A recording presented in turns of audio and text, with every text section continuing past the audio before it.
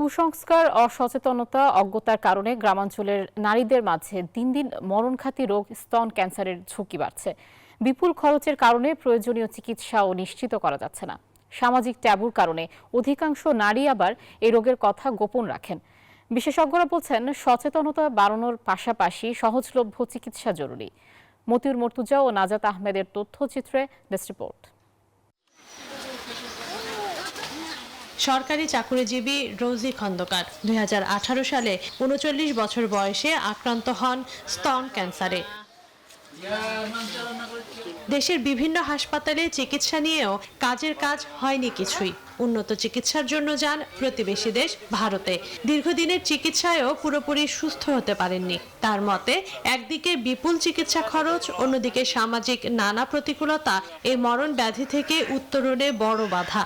এই ট্রিটমেন্ট করাইতে গিয়ে আসলে ফিনান্সিয়াল প্রচুর সাপোর্ট তো লাগেই, তার সঙ্গে মানসিক শক্তি লাগে, পারিপার্শ্বিক সহযোগিতা লাগে। তো এই ব্যয়টা আসলে অনেক কমানো উচিত। গ্রামের নারীদের অবস্থা আরো ভয়াবহ। স্তন ক্যান্সার সম্পর্কে জানেন না বেশিরভাগই। স্তন ক্যান্সারের বিষয়ে আমি কিছু জানি না, জানাইনি কেউ। সরকার যদি আমাদের জন্য এগুলা একটু ইয়া করতো তাহলে আমাদের ভালো হইতো। একই রকম প্রকোপ এবং কি ওই বিশ্ব তথ্য অনুযায়ী আরেকটি তথ্য দেওয়া হয়েছে, যদি এইভাবে স্বাস্থ্যকর অল টাইম হানিকম, সব সময় অল টাইম হেলদি লাইফ। সংক্রামক হতে থাকে, এইভাবে যদি আক্রমণ হয়ে থাকে, তাহলে আমরা আশঙ্কা করি যে 2050 সাল নাগাদ প্রায় 3.5 কোটি মানুষ ক্যান্সার রোগে নতুনভাবে আক্রান্ত হবে বিশ্বজুড়ে। বিশেষজ্ঞরা বলছেন, স্তন ক্যান্সার নিয়ে জনসচেতনতা তৈরির পাশাপাশি চিকিৎসা ব্যবস্থা আরো সহজ করার বিকল্প নেই। মহিলাদের সচেতন করতে হবে। কিভাবে?